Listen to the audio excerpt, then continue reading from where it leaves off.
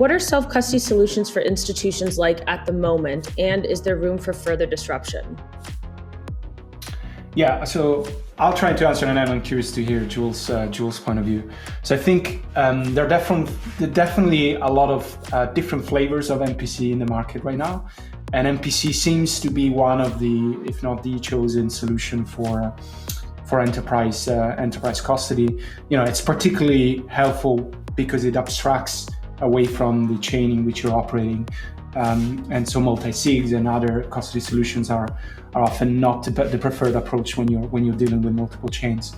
And so within the space of MPC, again, there's if anything, dozens or hundreds more companies that are trying to get the formula right. I think the room for disruption is how you look at operationalizing this. I think the simplest way is often not the most scalable one, as in any computer science endeavor that I've ever been involved. So the ability to shard keys that are held between you and the customer are not the most scalable way of executing on the MPC technology. I think our way of doing it, where we're trying to make the compute trustless, and then the authorization and authentication to the MPC handled by a chain.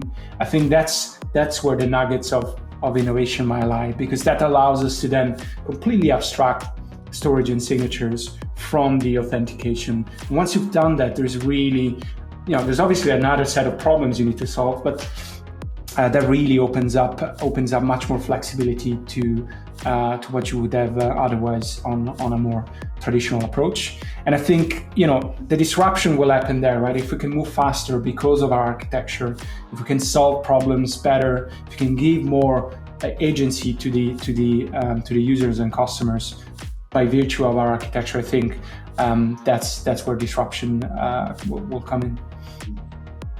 I think there's a constant process of almost demystification that needs to happen when it comes to security, wallets, custody. Those terms tend to be very interchangeable, and I think that I keep going back to those four concepts, but they are helpful as a guideline when you think about connectivity, governance, security, and recovery.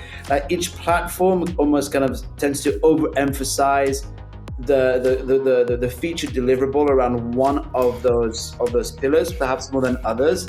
And I think that you will see ongoing innovation around each of those topics with the products that are coming out there.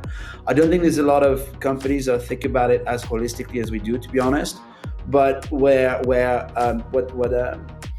but just as an example, because I think it's on everyone's mind of whoever's going to be watching this video, Gabe just mentioned abstraction. One of the concepts that is now on everyone's lips is account abstraction, and that, if you kind of compare the UX benefit of account abstraction relative to what it is that we actually deliver as a platform at our core, you'll see there's remarkable overlaps.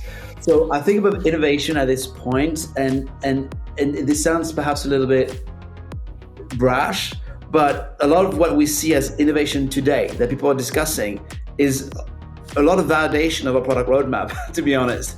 And I think there's always stuff that we haven't thought about that's going to come out of the industry, for sure. The creativity and the sophistication of people that are participating in building is incredible. But a lot of the innovation that we speak of, I think, is maybe it requires a bit of demystification, and also it's from my perspective, it's a lot of validation of the stuff that we're working on.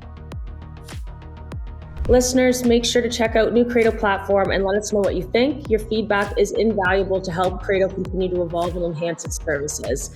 And don't forget to keep your eye out on our social channels for all the latest news and updates. We'll be sure to keep you updated on any exciting developments as they unfold. Thanks again for tuning in, and we'll see you next time.